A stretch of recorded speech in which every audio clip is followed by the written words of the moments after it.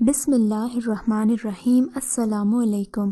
آج کے اس ویڈیو میں آپ کو ایک معصوم لڑکی کے اوپر بیتی دکھ بھری سچی کہانی سنانے چاہ رہی ہوں۔ چلیے شروع کرتے ہیں کہانی۔ میری روزی روٹی کا ذریعہ رکشہ ہے اور سواری کا انتظار کرتا ہوں۔ ایک دن صبح ایک میاں بیوی میرے پاس آئے اور بولے انہیں لاری اڈے تک جانا ہے۔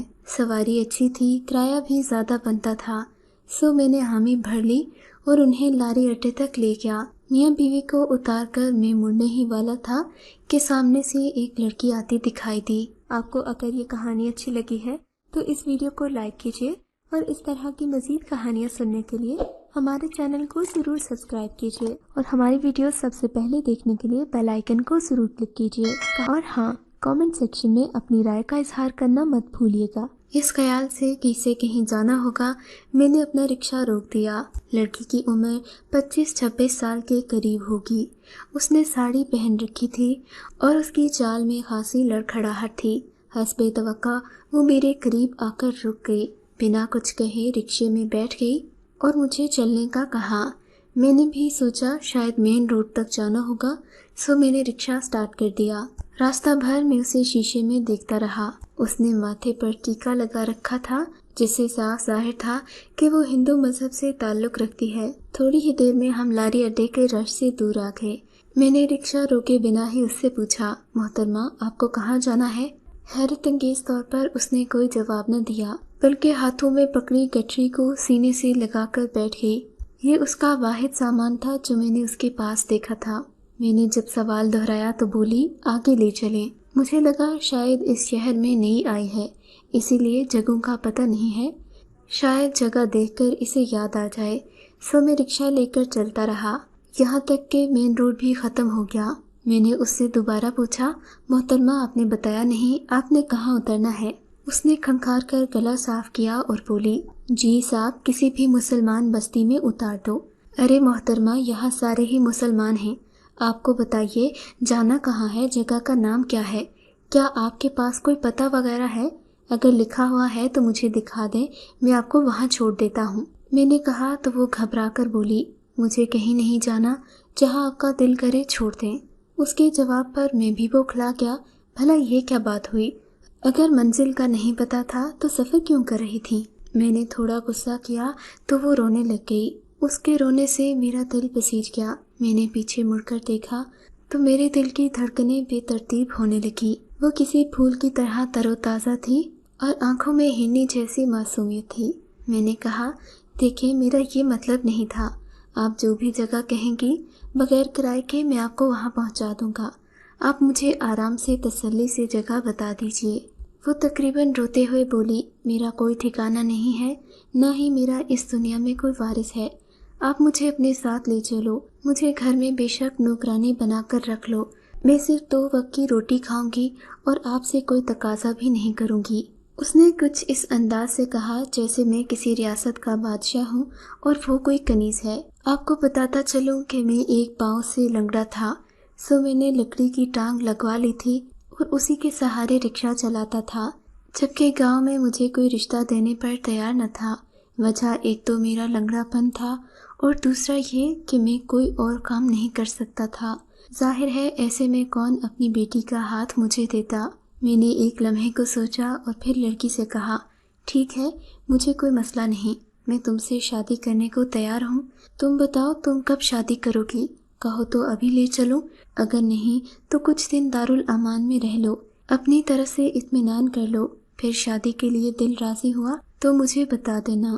یہ سن کر اس کی آنکھوں میں چمک سی آ گئی، بولی، آپ بہت اچھے ہیں صاحب، مجھے اور کیا چاہیے، آپ مجھ سے شادی کر لو، میں ابھی شادی کرنے کو تیار ہوں۔ مجھے اس کی معصومیت پر بے اختیار ہنسی آ گئی۔ میں نے دل میں سوچا، اگر یہ چند منٹوں میں مجھے اتنی ساری مسکراہٹیں دے سکتی ہے تو میری زندگی کو کتنا خوشگوار بنا دے گی۔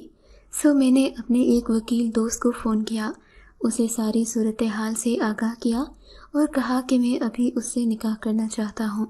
اس نے مجھے سوچ بچار کا مشورہ دیا، جسے میں نے تحمل سے سنا اور کہا، میں آپ کی بات سے اتفاق کرتا ہوں، مگر میرا دل کہہ رہا ہے کہ یہ لڑکی معصوم ہے۔ خیر ان کا کام تھا سمجھانا، سو انہوں نے سمجھا دیا۔ مجھے کہا کہ میں اس لڑکی کو لے کر کچہری آ جاؤں۔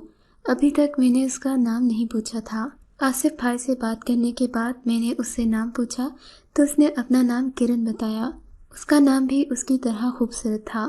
میں نے رکشہ مین روڈ سے کچہری کی طرف موڑا اور 10 منٹ میں کچہری پہنچ گیا۔ اپنے دوست کے چیمبر پر پہنچا تو سب سے پہلے اس نے مجھے مٹھائی کی فرمائش کی، جسے میں نے نکاح تک مشروط کر دیا۔ پھر اسے بتایا کہ میں اس لڑکی سے نکاح کرنا چاہتا ہوں۔ وہ مجھے اپنے آفس لے گیا، کچھ ضروری انتظامات کیے، چائے پانی کا بندوبست کیا، اپنے چند دوستوں کو بھی مدعو کیا، ساتھ ہی نکاح خواں اور نکاح والے رجسٹر کا بھی بندوبست کیا گیا۔ آصف بھائی کے آفس میں ان کے 3-4 دوست بیٹھے تھے۔ میرا شدت سے جی چاہا کہ کرن کے پاس کوئی چادر وغیرہ ہوتی تو وہ سر ڈھانپ کر بیٹھتی، مگر اس نے ساڑی پہن رکھی تھی اور اس کی لمبی چٹیاں کمر پر لہرا رہی تھی۔ خیر میں نے جیسے تیسے برداشت کیا۔ نکاح کے وقت پتہ چلا کہ کرن نے ابھی اسلام قبول کیا ہے۔ وہ 2-3 دن پہلے مسلمان ہوئی ہے اور ابھی تک اسے نماز روزے کا نہیں پتا۔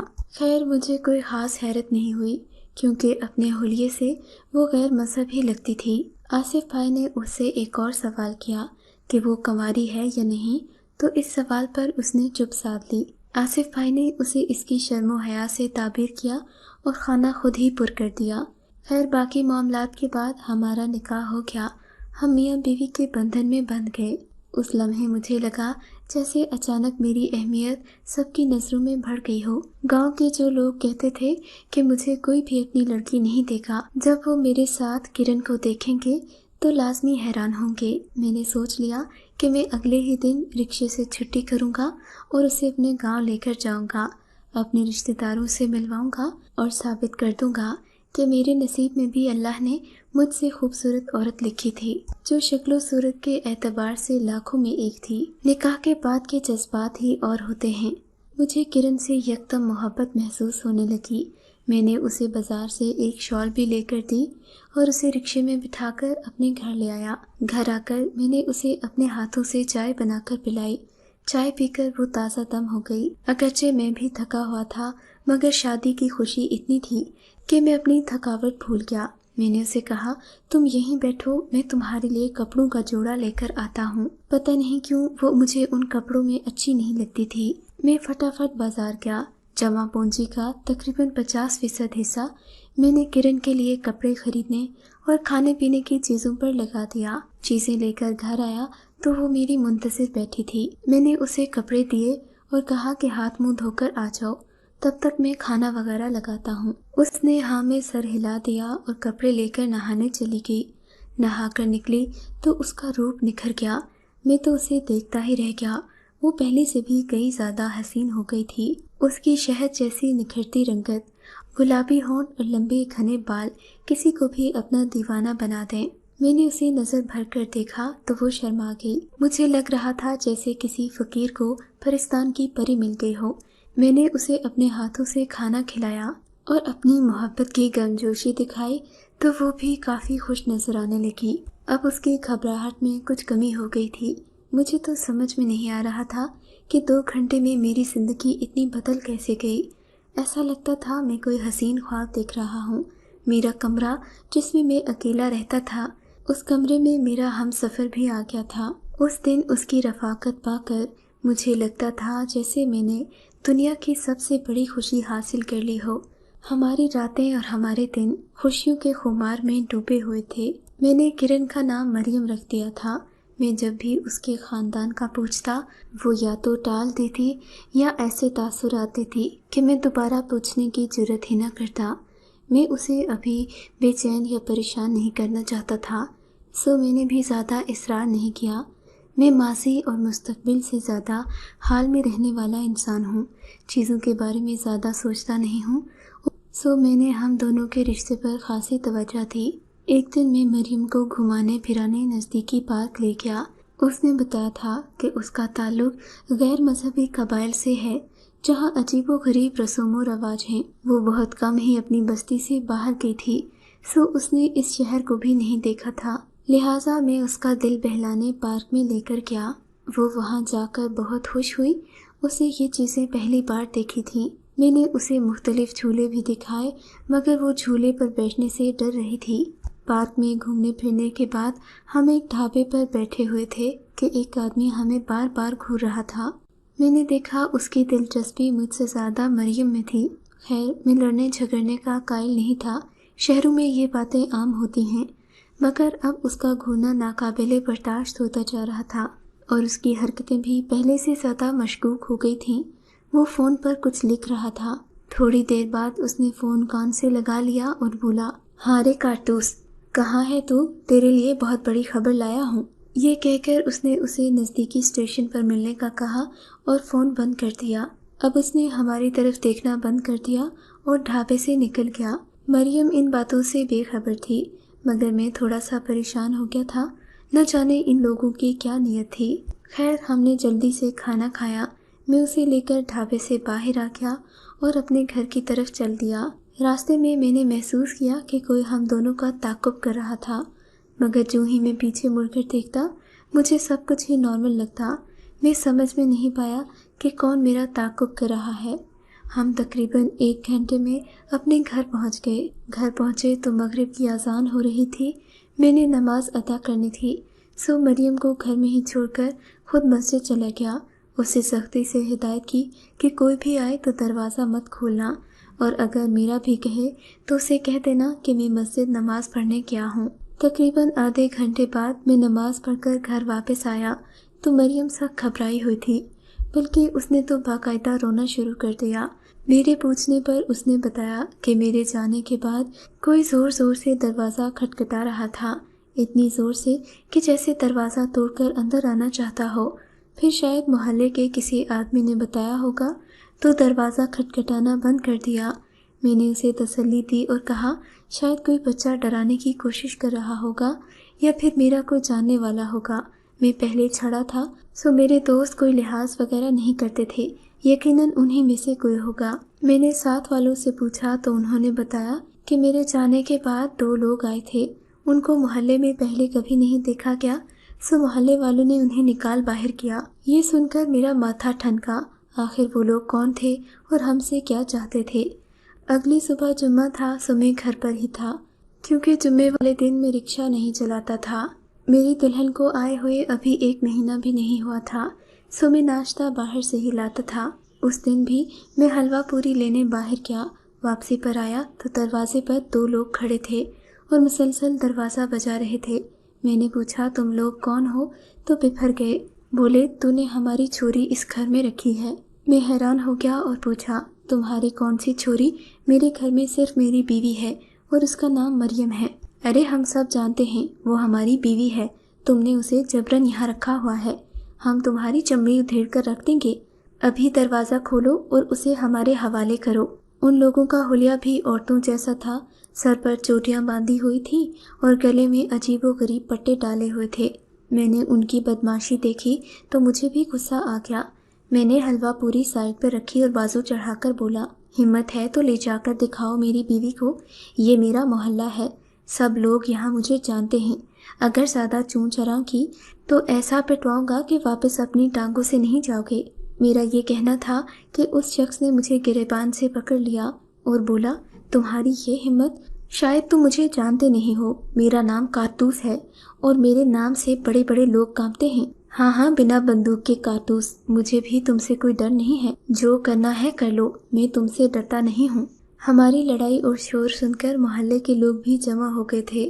یہ لوگ دنگا فساد مچا رہے تھے، سو کسی نے پولیس کو خبر کر دی۔ تھوڑی ہی دیر میں پولیس ہمارے دروازے تک آ گئی۔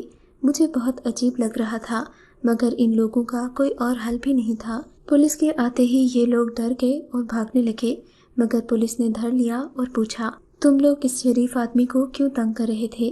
محلے والوں نے بھی میری حمایت کی، جس پر ان لوگوں نے بتایا کہ میں نے ان کے قبیلے کی عورت کو اپنے گھر میں جبراً قید کیا ہوا ہے، حالانکہ وہ ان کے خاندان میں بیاہ ہی جا چکی ہے۔ پولیس والوں نے یہ سنا تو اپنی لیڈی کانسٹیبل کو بھی ساتھ لے آئے اور گھر کی تلاشی لینے کو کہا۔ مریم اس سب سے بہت خوفزدہ ہو چکی تھی اور خوف سے تھر تھر کانپ رہی تھی۔ اس نے پولیس کے سامنے بیان دیا کہ میں اس شخص کی بیوی ہوں۔ میں نے پولیس کو اپنا نکاح نامہ بھی دکھا دیا۔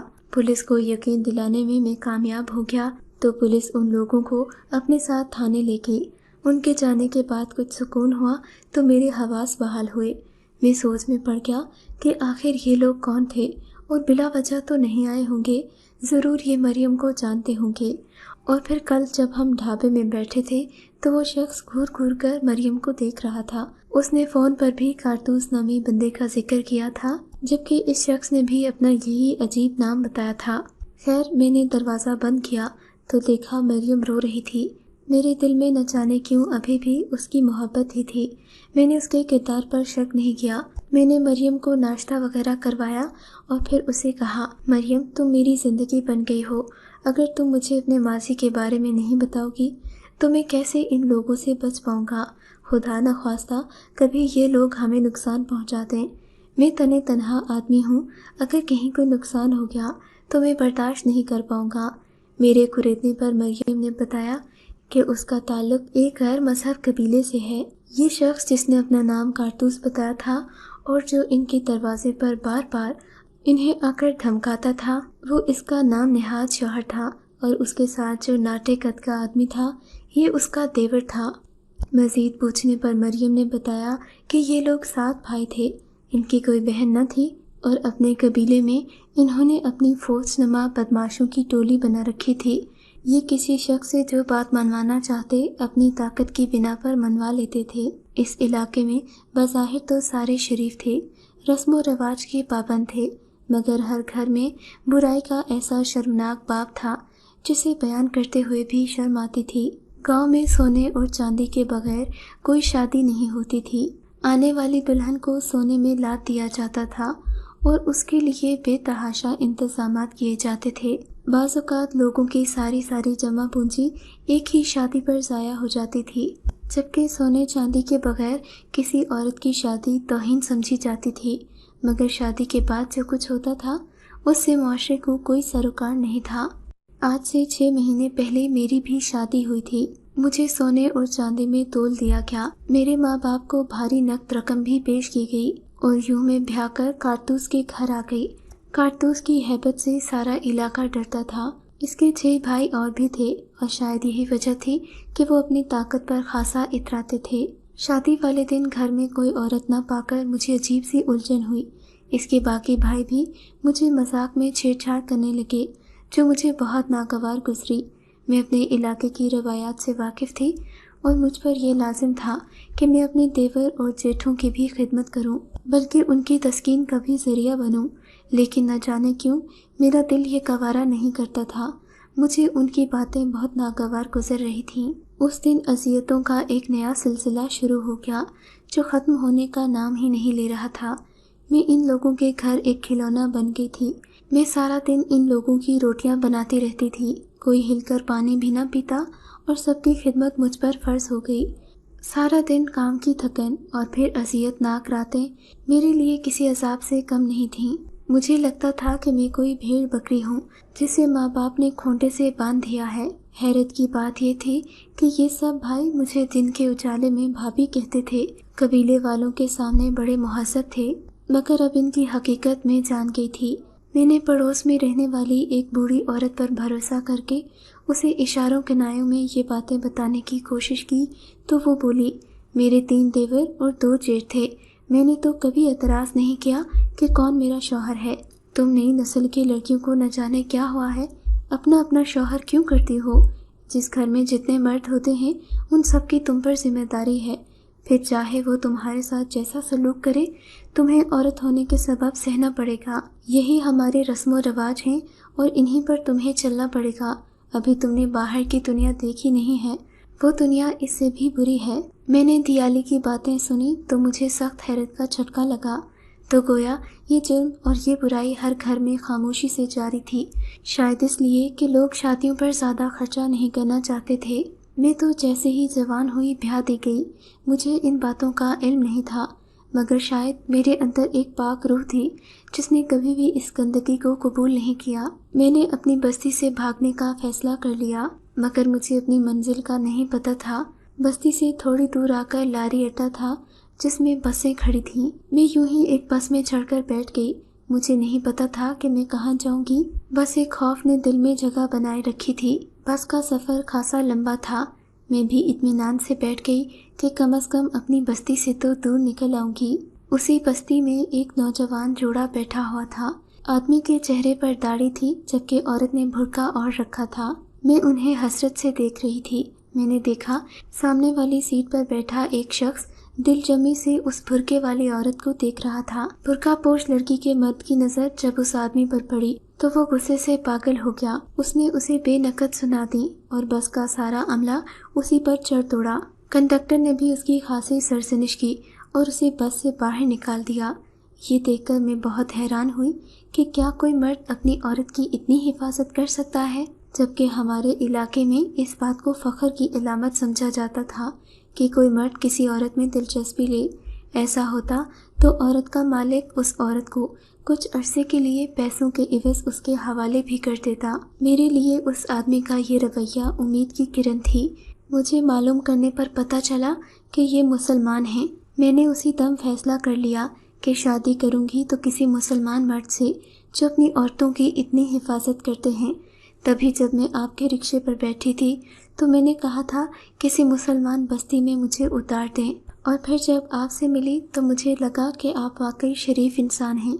और यकीन मानिए, आपने कारतूस से जो कल लड़ाई की, मेरे लिए उससे बड़ी कोई बात नहीं। मुझे तहफ़्फ़ुज़ का ऐसा एहसास हुआ कि मैं आपकी ग़ुलाम बन गई हूँ। उम्र भर आपको अपने सर का ताज बनाकर रखूँगी।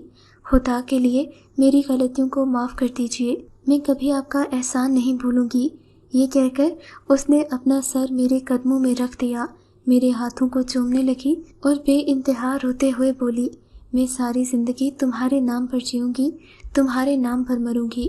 कहोगे तो जान भी दे दूंगी, लेकिन खुदा के लिए मुझे खुद से जुदा मत करना।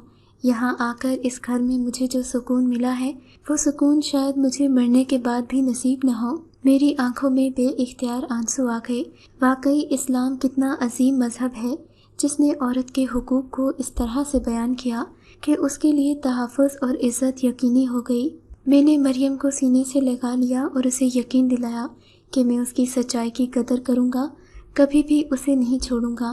वो मेरी बीवी है, मेरी इज़्ज़त है और रहेगी। ये सुनकर वो खुशी से निहाल हो गई। उसके बाद मैंने उसे कुरान पाक पढ़ना सिखाया, कलमा शहादत सिखाया और नमाज के उसूल भी सिखाए। अब वो सौम सलात की पाबंद है, अपने माजी को भूल चुकी है। हम भी वो जगह छोड़कर एक नई जगह मुंतकिल हो गए हैं। उसके आने से मेरे नसीब ऐसे खुले हैं कि मैंने 1 से 4 रिक्शे ले लिए हैं। अब मेरी अच्छी खासी आमदन है। रोज़ बरोज़ मेरे रिक्शे बढ़ते ही जा रहे हैं। मुझे यकीन है कि ये सब अल्लाह ने मुझे मरियम के नसीब से अता किया है।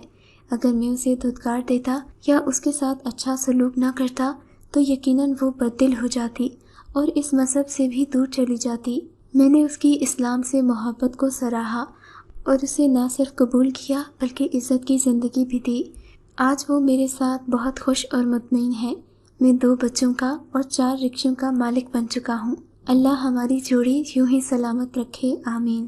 आपको अगर ये कहानी अच्छी लगी है तो इस वीडियो को लाइक कीजिए और इस तरह की मज़ीद कहानियाँ सुनने के लिए हमारे चैनल को ज़रूर सब्सक्राइब कीजिए और हमारी वीडियो सबसे पहले देखने के लिए बेल आइकन को ज़रूर क्लिक कीजिए। और हाँ, कमेंट सेक्शन में अपनी राय का इजहार करना मत भूलिएगा।